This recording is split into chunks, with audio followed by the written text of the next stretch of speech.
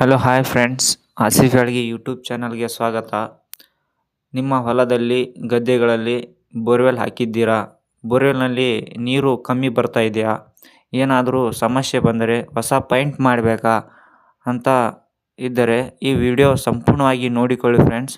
ನಿಮಗೆ ಈ ವಿಡಿಯೋ ಇಷ್ಟವಾದಲ್ಲಿ ಲೈಕ್ ಮಾಡಿ, ಸಬ್ಸ್ಕ್ರೈಬ್ ಮಾಡಿ ಫ್ರೆಂಡ್ಸ್. ಸರ್, ಇದು ಒಂದು ಟೂಲ್ ಇರೋದು ಸರ್ವೆ ಮಾಡುತ್ತೆ. ಈ ಸರ್ವೆಯಲ್ಲಿ ನಿಮಗೆ ನೀರೆಲ್ಲಿದೆ, ಕಲ್ಲು ಬಂಡೆ ಎಲ್ಲಿದೆ, ಮಣ್ಣೆಲ್ಲಿದೆ, ಮಡ್ಡೆಲ್ಲಿದೆ ಅಂತ ಅನ್ನೋದು ಎಲ್ಲ ಥರದ್ದು ನಮಗೆ ಡೀಟೇಲ್ಸ್ ಗೊತ್ತಾಗುತ್ತೆ.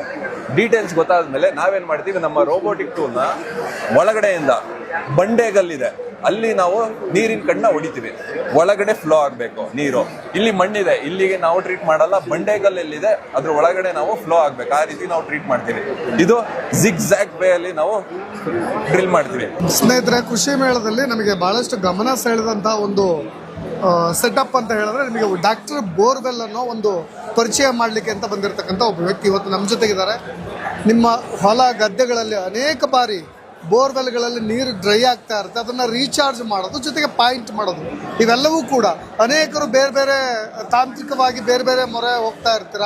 ಕೆಲವೊಬ್ಬರು ವೈಜ್ಞಾನಿಕವಲ್ಲದ ವ್ಯಕ್ತಿಗಳನ್ನು ಹೋಗಿ ಹಿಡಿದು ನಿಮಗೆ ನೀರು ಪಾಯಿಂಟ್ ಆಗದೇ ಇರೋ ಭಾಳಷ್ಟು ನಿದರ್ಶನಗಳನ್ನು ಕೂಡ ನೀವು ಕೇಳಿರ್ತೀರಿ, ಕಂಡಿರ್ತೀರಿ. ಆದರೆ ಇದು ಒಂದು ಸ್ವಲ್ಪ ಭೌಗೋಳಿಕ ಅಧ್ಯಯನದೊಂದಿಗೆ ಒಂದು ಜಿಯೋಲಜಿಕಲ್ ನಾಲೆಡ್ಜ್ನ ಇಟ್ಕೊಂಡು ಹೇಗೆ ಪಾಯಿಂಟ್ ಮಾಡೋದು ಅಂತ ಎಕ್ಸ್ಪ್ಲೇನ್ ಮಾಡ್ಬೋದು ಸರ್? ಸರ್ ನಮಸ್ಕಾರ. ನಮ್ಮ ಹೆಸರು ನಮ್ಮ ಒಂದು ಡಾಕ್ಟರ್ ಬೋರ್ವೆಲ್ ಅಂತ ಅಂದ್ಬಿಟ್ಟು ನಮ್ಮ ಒಂದು ಸಂಸ್ಥೆ. ಈ ಸಂಸ್ಥೆಯಲ್ಲಿ ನಾವು ಜಿಯೋಲಜಿಕಲ್ ಟೀಮ್ ಪ್ರಕಾರ ನಾವೇನಿರೋದು ಇದು ಒಂದು ಸರ್ವೆ ಮಾಡಿ ಕೆಲಸ ಮಾಡ್ತಿರೋವಂಥದ್ದು. ಸರ್, ಇದು ನಮ್ಮ ಕರ್ನಾಟಕದ ಒಂದು ಡ್ರಾಯಿಂಗ್ ಪ್ರಕಾರ ನಾನು ತೋರಿಸಿದ್ದೀನಿ. ಸರ್, ಇದು ಟೋಟಲ್ ಒಂದು ಬೋರ್ವೆಲ್ ಕೇಸಿಂಗು. ಇದು 150 ಇಂದ 200 ಅಡಿವರೆಗಿದೆ. ಇದು ನಮ್ಮ ಒಂದು ಸರ್ಫೇಸು. ಇದರಲ್ಲಿ 5 ಪದರ ಇರುತ್ತೆ. ಇದರಲ್ಲಿ 5 ಪದರ ಇದೆ. ಇದು 150-200 ಅಡಿವರೆಗೂ ಏನಿರೋದು ಸರ್ಫೇಸ್ ಇದೆ. ಅದಾದ್ಮೇಲೆ ಇದು ಗ್ರೆನೈಟ್ ರಾಕ್ ಇಂದು ಬೆಡ್ಡಿಂಗ್ ಇದೆ. ಓಕೆ, ಇದ್ರ ಕೆಳಗಡೆ ಏನಿರೋದು ರಾಕ್ಸ್ ಇದೆ, ಆಕ್ವಿಫರಸ್ ಏನಿರೋದು ಇಲ್ಲಿ ವಾಟರ್ ಸ್ಟೋರೇಜ್ ಮಾಡೋದು ಇದೆ. ಸರ್, ಇವಾಗ ಏನಾಗಿದೆ, ಕೆಳಗಡೆಯಿಂದ ಎಲ್ಲ ನೀರು ನಾವು ಎಳ್ಕೊಂಡ್ಬಿಟ್ಟಿದ್ದೀವಿ. ಈ ಒಂದು ಸ್ಟೋರೇಜ್ ಅಲ್ಲಿ ಏನಿರೋದು ನೀರು ಇವಾಗ ನಾವು ಯಾವ ರೀತಿ ಅರ್ಧ ಗಂಟೆ ಕಾಲು ಗಂಟೆ ಅಷ್ಟೇ ಬೋರ್ವೆಲ್ ನಡೀತಿದೆ. ಆಫ್ಟರ್ 2 ಅವರ್ಸ್ ಆದ್ಮೇಲೆ ಮತ್ತೆ ನಮಗೆ ಒಂದು ಕಾಲು ಗಂಟೆ ಮೋಟರ್ ನಡೀತಿದೆ. ಕೆಳಗಡೆಯಿಂದ ಏನಿರೋದು ಟೋಟಲ್ ನೀರು ಖಾಲಿ ಆಗೋಗಿದೆ.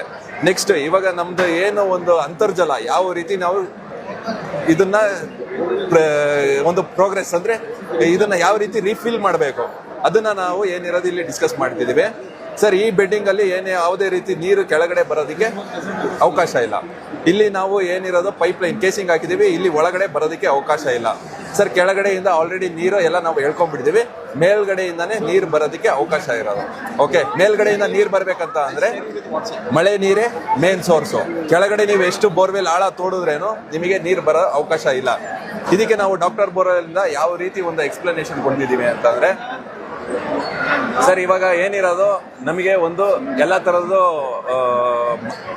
ಎಲ್ಲ ಒಂದು ಕರ್ನಾಟಕದ ಪ್ರದೇಶದಲ್ಲಿ ರಾಕ್ ಬೆಡ್ ಇರೋದು ಒಂದ್ ಕಡೆ 120 ಅಡಿ ಇದೆ, ಒಂದ್ ಕಡೆ 150 ಅಡಿ ಇದೆ, ಒಂದ್ ಕಡೆ 200 ಅಡಿ ಇದೆ. ಒಂದು ಡಾಕ್ಟರ್ ಬೋರ್ವೆಲ್ ಅಂತ ಅಂದ್ಬಿಟ್ಟು ಏನೊಂದು ನಾವು ಜಿಯೋಲಜಿಕಲ್ ಪ್ರಕಾರ ಸರ್ವೆ ಮಾಡಿದ್ದೀವಿ. ನಮ್ಮ ಹತ್ರ ರೋಬೋಟಿಕ್ ಟೂಲ್ಸ್ ಇದಾವೆ. ಇದರಿಂದ ನಮಗೆ ಎಲ್ಲಿ ನೀರಿದೆ, ಎಲ್ಲಿ ರಾಕ್ ಇದೆ ಅಂತ ಅನ್ನೋದು ಒಂದು ಖಂಡಿತವಾಗಿ ಇದ್ರ ಬಗ್ಗೆ ರಿಸಲ್ಟ್ ಬರುತ್ತೆ.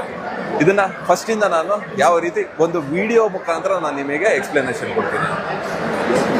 Sir, welcome to doctor borewell.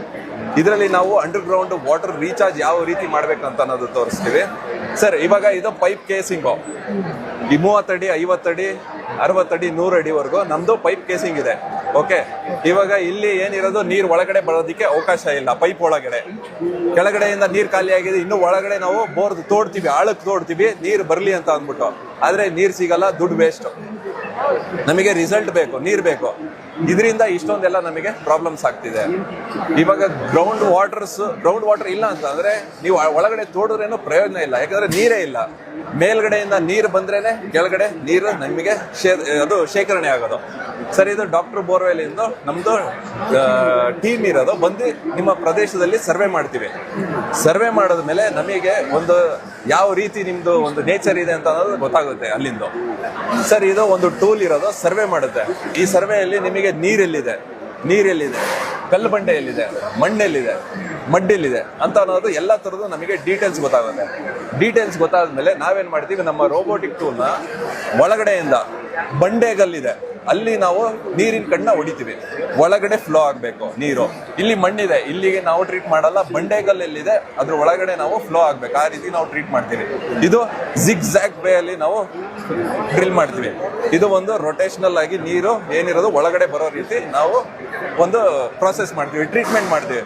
ಇದ್ರದ್ದು ಏನಿರೋದು ನಿಮಗೆ ರಿಸಲ್ಟ್ ಗೊತ್ತಾಗೋದು ಒಂದು ಮಳೆಗಾಲದಲ್ಲಿ ಮೇಲಿಂದ ಕೆಳಗಡೆ ನೀರು ಬರುತ್ತೆ, ಎಲ್ಲ ಪದರದಿಂದ ಸ್ಲಾಟ್ಸ್ ಇಂದ ನೀರು ಒಳಗಡೆ ಬರುತ್ತೆ, ಅಂತರ್ಜಲ ನೀರಿರೋದು ರೈಸ್ ಆಗುತ್ತೆ. ಇದು ಮಳೆ ಆದಾಗ ಪ್ರತಿ ವರ್ಷ ನಿಮಗೆ ನೀರು ಜಾಸ್ತಿ ಆಗ್ತಾ ಹೋಗುತ್ತೆ. ಒಂದು ಸತಿ ಟ್ರೀಟ್ಮೆಂಟ್ ಮಾಡಿದ್ರೆ ನಿಮಗೆ ಪ್ರತಿ ವರ್ಷ ಇದು ಏನಿರೋದು ರಿಸಲ್ಟ್ ಬರುತ್ತೆ. ಪ್ರತಿ ವರ್ಷ ನಾನು ಟ್ರೀಟ್ಮೆಂಟ್ ಮಾಡೋ ಅವಶ್ಯಕತೆ ಇಲ್ಲ, ಒಂದ್ಸತಿ ಟ್ರೀಟ್ಮೆಂಟು ಇದರಲ್ಲಿ ಪ್ರತಿ ವರ್ಷ ಏನಿರೋದು ನಿಮಗೆ ನೀರಿಂದು ರಿಸೋರ್ಸ್ ಅಂಡರ್ ಗ್ರೌಂಡ್ ವಾಟರ್ ಇರೋದು ಜಾಸ್ತಿ ಆಗುತ್ತೆ. ಸರ್ ಇದು ಚಾರ್ಜಸ್ ಏನಿರೋದು ನಿಮಗೆ ಒಂದು ಬೋರ್ವೆಲ್ಗೆ 35,000 rupees ಚಾರ್ಜಸ್ ಮಾಡ್ತೀವಿ. ಈ ಮೇಳದಲ್ಲಿ ಬಂದು ಯಾರು ಎನ್ಕ್ವೈರಿ ಮಾಡಿದ್ದಾರೆ, ಅವರು ಯಾರು ರಿಜಿಸ್ಟರ್ ಮಾಡಿದ್ದಾರೆ, 1,000 ರೂಪಾಯಿದು ಏನಿರೋದು ಅಡ್ವಾನ್ಸ್ ಪೇಮೆಂಟ್ ಮಾಡಿದ್ರೆ 5,000 ರೂಪಾಯಿ ಡಿಸ್ಕೌಂಟ್ ಕೊಡ್ತಿದ್ವಿ. 35,000 rupeesಗೆ ನಾವೇನಿರೋದು ಮಾಡಿಕೊಡ್ತಿದ್ದೀವಿ. ಇದ್ರ ಜೊತೆ ಏನಿರೋದು ಹೊಸದಾಗಿ ನಾವು ಬೋರ್ನ ಪಾಯಿಂಟ್ ಮಾಡ್ತೀವಿ ಅಂತ ಅಂದ್ರೆ ಅದ್ರದ್ದು ನಾವು ಏನಿರೋದು ಪಾಯಿಂಟ್ ಮಾಡ್ಕೊಡ್ತೀವಿ. 100% ರಿಸಲ್ಟ್ ಸಿಗುತ್ತೆ. ಈಗ ಇಂಕ್ಲೂಡ್ ಆಪ್ ನೀವು ಎನ್ಕ್ವೈರಿ ಮಾಡೋದು ಪ್ಲಸ್ ಒಳಗಡೆ ಕಟಿಂಗ್ ಮಾಡೋದು, ಟ್ರೀಟ್ಮೆಂಟ್ ಮಾಡ್ತೀವಿ, ಹೊಸ ಪಾಯಿಂಟ್ ಮಾಡ್ತೀವಿ, 2 ಆಪ್ಷನ್ ನಾವು ಮಾಡ್ತೀವಿ. ಆಕ್ಚುಲಿ ನಾವು ಬೋರ್ ಹಾಕಿದೀವಿ, ನೀವು ಹೇಳ್ದಂಗೆ ಸ್ಮಾಲ್ ನೀರು ಬರ್ತಾ ಇದೆ, ಅದು ಇನ್ನು ಒಳಗಡೆ ಅಕ್ಕಪಕ್ಕ ನೀರಿದೆ ಅಂತ ನೀವು ಎನ್ಕ್ವೈರಿ ಮಾಡಿ ನಮ್ಗೆ ಅದನ್ನ ಕಟಿಂಗ್ ಮಾಡಿ ನೀರು ಸೋರ್ಸ್ ತೋರಿಸ್ಕೊಡ್ತೀರಾ? ಖಂಡಿತ ಸರ್, ಅದು ಹೌದು. ಇದೇ ಟ್ರೀಟ್ಮೆಂಟ್ ಏನಿರೋದು ಒಂದ್ಸತಿ ಮಾಡ್ತೀವಿ. ಮಳೆಗಾಲದಲ್ಲಿ ಇದ್ರದ್ದು 100% ರಿಸಲ್ಟ್ ಸಿಗುತ್ತೆ. ಯಾವ ರೀತಿ ಸಿಗುತ್ತೆ? ಕೇಸಿಂಗ್ ಪೈಪ್ ಒಳಗಡೆ ಮಾತ್ರ ಕಲ್ಲೊಳಗಡೆ ಕೇಸಿಂಗ್ ಪೈಪ್ ಒಳಗಡೆ ಅಷ್ಟೇ ಟ್ರೀಟ್ಮೆಂಟ್ ಮಾಡೋದು. ಈ ಕೇಸಿಂಗ್ ಪೈಪ್ ಅಲ್ಲಿ ಏನಿರೋದು ಅಷ್ಟೇ ಟ್ರೀಟ್ಮೆಂಟ್ ಮಾಡೋದು. ಇವಾಗ ಇದ್ರ ಒಳಗೆ ಬರೋದಕ್ಕೆ ಒಂದು ನೀರಿಂದು ದಾರಿ ನಾವು ರೆಡಿ ಮಾಡ್ತೀವಿ. ಫಸ್ಟ್ ಒಂದು ಸೋರ್ಸ್ ಇಲ್ಲಿ ಇದೆ ಅಂತ ಅಂದ್ಬಿಟ್ಟು ಕಂಡಿಡಿದ ಮೇಲೆ ಸ್ಲಾಟ್ಸ್ ಮಾಡಿದ್ಮೇಲೆ ಒಳಗಡೆ ನೀರು ಬರುತ್ತೆ. ಮಳೆ ಬಂದಾಗ ಏನಿರೋದು ಒಂದು ದಾರೆ ಪೂರ್ತಿ ರೆಡಿ ಆಗುತ್ತೆ. ಮೊದಲನೇ ಸೀಸನ್ ಅಲ್ಲಿ, 2ನೇ ಸೀಸನ್ ಅಲ್ಲಿ ಪೂರ್ತಿ ಒಂದು 50 ಸ್ಲಾಟ್ಸ್ ಈ ಕಡೆ ಇದೆ, 50 ಸ್ಲಾಟ್ಸ್ ಇದೆ ಈ ಕಡೆ ಇದೆ. ಎಲ್ಲಾ ಕಡೆಯಿಂದ ನೀರು ಬಂದ್ರೆ ಅಂತರ್ಜಲ ಏನಕ್ಕೆ ಜಾಸ್ತಿ ಕಲ್ಲಲ್ಲಿ ಮಾಡಲ್ಲ. ಇದು ಬಾಂಬ್ ಹಾಕಿ ಬ್ಲಾಸ್ಟ್ ಮಾಡೋದು ಅವೆಲ್ಲ ಏನಿಲ್ಲ ಸರ್. ಟ್ರೀಟ್ಮೆಂಟ್ ಏನಿರೋದು ಒಂದು ಕಡೆ ಮಾಡ್ತೀವಿ, ಎಲ್ಲಿ ಮೂಳೆ ಮುರಿದಿದೆ ಅಲ್ಲಿ ಪ್ಲಾಸ್ಟರ್ ಹಾಕ್ತಿವಿ. ಎಲ್ಲ ಕಡೆನೂ ನಾವು ಪ್ಲಾಸ್ಟರ್ ಹಾಕಕ್ಕೆ ಹೋಗಲ್ಲ. ಮಣ್ಣಿನ ಭಾಗದಲ್ಲಿ ಕೇಸಿಂಗ್ ಕೂರಿಸಿರ್ತೀವಿ, ನೀವು ಆ ಭಾಗದಲ್ಲಿ ಕಟ್ ಮಾಡಿದಾಗ ಮಣ್ಣಿನ ಅಂಶ ಇಲ್ಲ, ಅದು ಕಲ್ಲಿ ಇರೋ ಕಡೆ ನಾವು ಸ್ಲಾಟ್ಸ್ ಮಾಡ್ತೀವಿ. ಇರುತ್ತೆ ಸರ್, ಕಲ್ಲಲ್ಲಿ ನಾನಾ ತರದ ರೀತಿ ಇದೆ.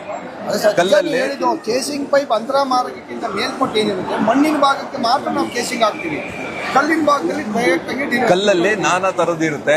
ಸಾಫ್ಟ್ ರಾಕ್ ಇರುತ್ತೆ, ಸ್ಮೂತ್ ರಾಕ್ ಇರುತ್ತೆ, ಹಾರ್ಡ್ ರಾಕ್ ಇರುತ್ತೆ, ಮೀಡಿಯಂ ರಾಕ್ ಇರುತ್ತೆ. ಈ ಒಂದು 5 ಪದರದಲ್ಲಿ ನಾನಾ ತರದ್ದು ಕಲ್ಲಿಂದ ಪದರಗಳಿದಾವೆ. ನಿಜ ಹೇಳಿದ್ದು, ಬಟ್ ಇಲ್ಲಿಂದ ಇಲ್ಲಿ ತನಕ ಮಣ್ಣೆ ಇದೆ ಸರ್. ಇಲ್ಲಿವರೆಗೆ ನಾವು ಕೆಲಸ ಮಾಡಲ್ಲ, ಬರೀ ಇಷ್ಟೇ ಕೆಲಸ. ಇಲ್ಲಿಂದ ಇಲ್ಲಿ ತನಕ ಮಣ್ಣೆ ಇದೆ ಸರ್. ಅದ್ ನಿಮಗೆ ಯಾರು ಹೇಳಿದ್ದು ಮಣ್ಣಿದೆ ಅಂತ? ನಾವು ಪ್ರಾಕ್ಟಿಕಲ್ ಬೋರ್ ಹಾಕ್ಸಿದೀವಿ, ನಮ್ ಕಣ್ಣು ಬೋರ್ ಹಾಕ್ಸಿದೀರಾ? ಸರಿ ಸರ್. ಎಷ್ಟಡಿಯಿಂದ ಎಷ್ಟಡಿವರೆಗೆ ಎಷ್ಟು ತರದ ಮಣ್ಣಿದೆ? ನಮ್ ಕಡೆ ಏನಾಗುತ್ತೆ ಅಂದ್ರೆ 1 ಒಂದು 180 170 ತನಕ ಮಣ್ಣೆ ಇರುತ್ತೆ. ಎಷ್ಟು ನಿಯರ್ ದೇವನಹಳ್ಳಿ ಸರೌಂಡಿಂಗ್ ಇದೆ, ನಮ್ ದೇವನಹಳ್ಳಿನೇ. ಆಯ್ತು ಸರ್, ಸರ್ವೆ ಮಾಡೋಣ. ಕಲ್ ಸಿಕ್ಕಿದ್ರೆ ಏನ್ ಮಾಡೋಣ ಸರ್? ಕಲ್ ಸಿಕ್ಕಿದ್ರೆ ಏನ್ ಮಾಡೋಣ? ಪ್ರಾಕ್ಟಿಕಲ್ ನೋಡ್ತೀವಿ ಅಂದ್ರೆ ಪ್ರಾಕ್ಟಿಕಲ್ ಆಗಿ ನಾವು ಬರ್ತೀವಿ ನಿಮ್ ಜಾಗಕ್ಕೆ. 160 ಸರ್ 160 ಇಂದ 170 ಅಲ್ಲ, ಮಣ್ಣು ಇರೋದಕ್ಕೆ ಏನಿರೋದು ಪದರವಾಗಿರುತ್ತೆ. ಇದರಲ್ಲಿ 5 ಲೇಯರ್ ಇವಾಗ ಸದ್ಯಕ್ಕೆ ನಾನು ಹೇಳಿದ್ದು. ಈ ತರದ್ದು 100 ಲೇಯರ್ ಇದೆ. ಅದ್ ನಿಮಗೆ ಗೊತ್ತಿದ್ಯಾ? ಮಣ್ಣಿದೆ ಅಂತ ಅಂದ್ರೆ ಏನಿರೋದು ಕಲ್ಲು ಇರುತ್ತೆ, ಮಣ್ಣು ಇರುತ್ತೆ. ಮಣ್ಣು ಇರುತ್ತೆ, ಎಲ್ಲ ಸೇರ್ಬಿಟ್ಟು ಈ ಮಿಶ್ರಣ ಆಗಿರೋದು. ನಿಜಾನೇ ಇರಬಹುದು, ಬಟ್ ಏನಂದ್ರೆ ನೀವು ಕೇಸಿಂಗ್ ಕಟಿಂಗ್ ಮಾಡೋದ್ರಿಂದ ಪದರ ವೈಸ್ ಅಲ್ಲಿ ಮಣ್ಣೆ ಇರುತ್ತೆ ವಿನಃ ನಮಗೆ ಪ್ರತ್ಯಕ್ಷ. ಸರ್, ನೀವು ಏನಿರೋದು ಇಮ್ಯಾಜಿನೇಷನ್ ಮಾಡ್ತಿದ್ದೀರಾ. ಪ್ರಾಕ್ಟಿಕಲ್ ಆಗಿ ನಾನು ನಿಮಗೆ ಮಾತಾಡ್ತಿದ್ದೀನಿ. ಕಲ್ಲೆಲ್ಲಿ ಇರುತ್ತೆ ಅಲ್ಲಿ ಟ್ರೀಟ್ಮೆಂಟ್ ಮಾಡ್ತೀವಿ, ಮಣ್ಣೆಲ್ಲಿ ಇರುತ್ತೆ ಅಲ್ಲಿ ಟ್ರೀಟ್ಮೆಂಟ್ ಮಾಡಲ್ಲ. ಬಂಡೆಗಲ್ಲಲ್ಲಿ ನಾವು ಟ್ರೀಟ್ಮೆಂಟ್ ಮಾಡಲ್ಲ. ಕೇಸಿಂಗ್ ಕೆಳಗಡೆಯಿಂದ ನಾವು ಟ್ರೀಟ್ಮೆಂಟ್ ಮಾಡಲ್ಲ. ನೀರು ಬರುತ್ತಾ ಅಂತಂದ್ರೆ ಬರುತ್ತೆ ಅಂತ ಹೇಳ್ತೀವಿ, ಬರಲ್ಲ ಅಂತಂದ್ರೆ ಬರಲ್ಲ ಅಂತ ಹೇಳ್ತೀವಿ. ಬಂದ್ರೆ ಏನಿರೋದು ನಿಮ್ಮ ಜಾಗ ಒಂದು ಬಂದು ಸರ್ವೆ ಮಾಡ್ತೀವಿ. ನೀರಿದ್ರೆ ಸರ್ ಇಲ್ಲಿ ತೋಡಿ ಅಂತ ಅಂದ್ಬಿಟ್ಟು ಹೇಳ್ತೀವಿ, ಇಲ್ಲ ಅಂತ ಅಂದ್ರೆ ಆಗಲ್ಲ ಸರ್ ಇದು ಅಂತ ಅಂದ್ಬಿಟ್ಟು ನಾವು ಹೇಳ್ತೀವಿ. ಇರೋ ವಿಚಾರನ ಹೌದು, ಇಲ್ಲ ಅಂತಂದ್ರೆ ಇಲ್ಲ. 3ನೇ ದಾರಿ ಇಲ್ಲ ಆಗ್ಬೇಕು, ಇಲ್ಲ ಅಂತಂದ್ರೆ ಬಿಡಬೇಕು. 2ನೇ ದಾರಿ ಇರೋದು. ಎಕ್ಸ್ಪೆರಿಮೆಂಟ್ ಅದು ಫೇಲ್ ಆದ್ರೆ ಚಾರ್ಜಸ್ ಸರ್.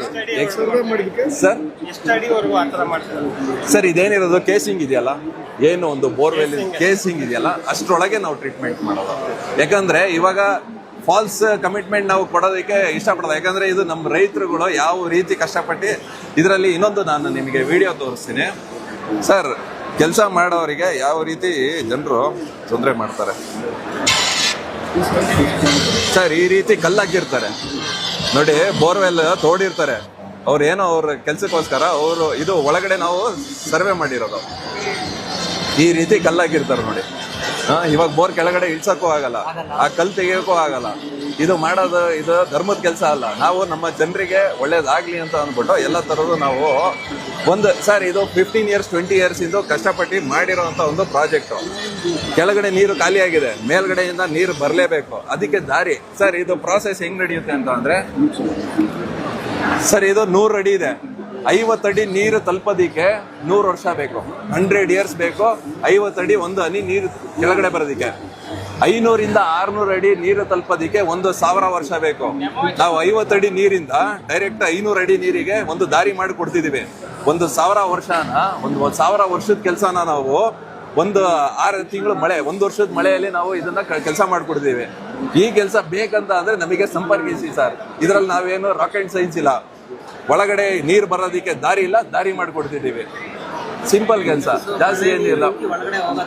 ಒಳಗಡೆ ಡೈರೆಕ್ಟ್ ಆಗಿ ಮೇಲ್ಗಡೆಯಿಂದ ಕೆಳಗಡೆ ಬರೋದಿಕ್ಕೆ ಕೆಲಸ ಮಾಡ್ಕೊಡ್ತಿದ್ದೀವಿ. ಸಿಂಪಲ್ ಆಗಿರೋ ವಿಚಾರ, ಇದ್ರಲ್ಲಿ ಏನು ಕಾಂಪ್ಲಿಕೇಶನ್ಸ್ ಇಲ್ಲ. ಜನರ ತಲೆಯಲ್ಲಿ 100 ಪ್ರಶ್ನೆಗಳಿದೆ, 100 ಸರ್ವೆ ಮಾಡಾದ್ಮೇಲೆ ಇಲ್ಲೆಲ್ಲ ಇದು ಮಾಡ್ತಿರಲ್ವಾ, ಅದಕ್ಕೆ ಅದು ಫೇಲ್ ಆದ್ರೆ ಚಾರ್ಜಸ್ ಮಾಡ್ತೀರಾ? ಅದೇನು ಇಲ್ಲ ಅಂದ್ರೆ ನೀರಿನ ಅದಕ್ಕೆ ಚಾನ್ಸಸ್ ಇಲ್ಲ. ಅಲ್ಲಿ ನೀರಿಲ್ಲ ಅಂತಂದ್ರೆ ನಾವ್ ಅಲ್ಲಿ ಕೆಲಸ ಮಾಡಲ್ಲ. ನಾವ್ ಹೇಳ್ತೀವಿ ಸರ್ ಇಲ್ಲಿ ಕೆಲಸ ಮಾಡಕ್ ಹೋಗ್ಬೇಡಿ, ಕೆಲಸ ಮಾಡಿ ನಿಮ್ ದುಡ್ಡು ವೇಸ್ಟ್ ಮಾಡ್ಕೊಳ್ಳೋದಕ್ಕೆ ಹೋಗ್ಬೇಡಿ. ಕೆಲಸ ಆಗುತ್ತಾ, ನೀರಿದ್ಯಾ ಹೇಳ್ತೀವಿ ಸರ್, ಇಲ್ಲಿ ನೀರಿದೆ ಮುಂದೆ ಕೆಲಸ ಮಾಡಿ, ನೀರಿಲ್ವಾ ಮಾಡೋದು. ಹೊಸ ಪಾಯಿಂಟ್ ಮಾಡೋದಕ್ಕಾದ್ರೆ ಎಷ್ಟು ಚಾರ್ಜಸ್ ತಗೋತೀರಾ? 25,000 rupees. ಇದಕ್ಕಾದ್ರೆ ಟ್ರೀಟ್ಮೆಂಟ್ ಮಾಡೋದಾದ್ರೆ 35. ಇನ್ನೊಂದು, ಈಗ ನಮ್ದು ಆಲ್ರೆಡಿ ಸಾಲ್ಟ್ ವಾಟರ್ ಅಲ್ಲಿ ಕೇಸಿಂಗ್ ಇದೆ 130 ಅಡಿಯಲ್ಲಿ. ಸೊ ಈಗ ಆಲ್ರೆಡಿ ಅದು ಸಾಲ್ಟ್ ವಾಟರ್ ಅಲ್ಲಿ ಕೇಸಿಂಗ್ ಎಲ್ಲ ತಿಂದ್ಬಿಟ್ಟಿರುತ್ತಲ್ಲ, ಯಾಕೆಂದ್ರೆ ಮೇಲ್ಗಡೆಗೆ ಆಲ್ರೆಡಿ 2 ಸಾರಿ ಚೇಂಜ್ ಮಾಡಿದೀವಿ ನಾವು. ಆಯ್ತಾ, ಅದು ಕ್ಷಾರ ಮಣ್ಣಾಗಿರೋದ್ರಿಂದ ಸರ್ ಇವಾಗ ಸಾಲ್ಟ್ ವಾಟರ್ ಅಲ್ಲಿ ಕೇಸಿಂಗ್ ತುಕ್ಕು ಹಿಡಿತಿದೆ ಅಂತ ಅಂದ್ರೆ PVC ಪೈಪ್ ನ ಹಾಕೊಳ್ಳಿ. ಕರೆಕ್ಟ್. ಈಗ ಪೂರ್ತಿ ತೆಗಿಬೇಕಾಗತ್ತಲ್ವಾ ಕೆಳಗಡೆ? ಸರ್ ಇವಾಗ ನಿಮ್ದು ಕೆಲಸ ಪ್ರಾಬ್ಲಮ್ ಸಾಲ್ವ್ ಆಗ್ಬೇಕಂತ ಅಂದ್ರೆ ಟೆಂಪ್ರವರಿ ಆಗಿ ಸಾಲ್ವ್ ಮಾಡ್ತಿರೋ ಅಥವಾ ಪರ್ಮನೆಂಟ್ ಆಗಿ ಸಾಲ್ವ್ ಮಾಡ್ತಿರೋ? ಪರ್ಮನೆಂಟ್ ಆಗಿ ಸಾಲ್ವ್ ಮಾಡ್ತೀರಾ ಅಂತಂದ್ರೆ ಥಿಕ್ನೆಸ್ ಜಾಸ್ತಿ ಇರೋದನ್ನ, ಇದು ಆಕ್ಚುಲಿ ನನಗೆ ಇದ್ರ ಬಗ್ಗೆ ಒಂದು ಜನರಲ್ ನಾಲೆಜ್ ಇದು. ನಾನು ನಿಮಗೆ ಏನು ನನ್ನ ಬೋರ್ವೆಲ್ ರಿಲೇಟೆಡ್ ಕೆಲಸ ಮಾಡ್ತಿದ್ದೀನಿ, ಜನರಲ್ ನಾಲೆಜ್ ಪ್ರಕಾರ ನಾನು ನಿಮಗೆ ಹೇಳ್ತೀನಿ. ಥಿಕ್ನೆಸ್ ಚೆನ್ನಾಗಿರೋದು, ದೊಡ್ಡದಾಗಿರೋದು ನೋಡ್ಬಿಟ್ಟು PVC ಪೈಪ್ ಹಾಕೊಳ್ಳಿ, ಪ್ರಾಬ್ಲಮ್ ಸಾಲ್ವ್. ತೆಗಿಲೇಬೇಕು ಸರ್. ವಿದೌಟ್ ಅದು ತೆಗಿದಲೆ ನೀವು ಹೆಂಗ್ ಇನ್ಸರ್ಟ್ ಮಾಡ್ತೀರಾ? ಇವಾಗ ನೀವ್ ಹೇಳ್ಬೋದು ಸರ್ ಅದು ಡಯಾಮೀಟರ್ ಏನಿರೋದು ಒಂದು ಲೆಕ್ಕದಲ್ಲಿ ಇದೆ, ಅದು ಒಂದು 9 inches ಇದೆ, ನಾನು 8 inches ಇಂದ ಹಾಕೋಣ ಅಂತ ಅಂದ್ಬಿಟ್ಟು ಕೇಳ್ತೀರಾ? ಈ ರೀತಿ ಆಗುತ್ತೆ. ಅದಕ್ಕೋಸ್ಕರ ಏನಿರೋದು ಪ್ರಾಬ್ಲಮ್ ಸಾಲ್ವ್ ಮಾಡ್ಬೇಕಂತ ಅಂದ್ರೆ ಎಲ್ಲ ತೆಗೆದುಬಿಟ್ಟು ಹೊಸದಾಗಿ ಇನ್ಸರ್ಟ್ ಮಾಡ್ಕೊಳ್ಳಿ. ನಮ್ಮ ಸಜೆಷನ್ ಒಳಗಡೆ ಕೂತ್ಕೊಳ್ಳಿ. ಇವಾಗ ಈ ರೀತಿ ಸಾಲ್ವ್ ಮಾಡಬಹುದು. ಮೋಟರ್ ಕೂಡ ಚಿಕ್ಕದಾಗಬೇಕಾಗುತ್ತೆ. ಮೋಟರ್ದ ಕೆಪಾಸಿಟಿ ಏನಿರೋದು, ಮೋಟರ್ ಕೆಪಾಸಿಟಿ ಚಿಕ್ಕದಾಗಬೇಕು. ಒಳಗಡೆ ಹೋಗುತ್ತಲ್ಲ, ಅದು ಒಂದು ಎಲ್ಲ ಪ್ರಾಬ್ಲಮ್ಗೆ ಒಂದು ಸೊಲ್ಯೂಷನ್ ಇರುತ್ತೆ. ಎಲ್ಲ ತೆಗೆದುಬಿಟ್ಟು ಹಾಕ್ಬಿಡಿ ಅಷ್ಟೇ, ಮುಗೀತು ಪ್ರಾಬ್ಲಮ್ ಸಾಲ್ವ್.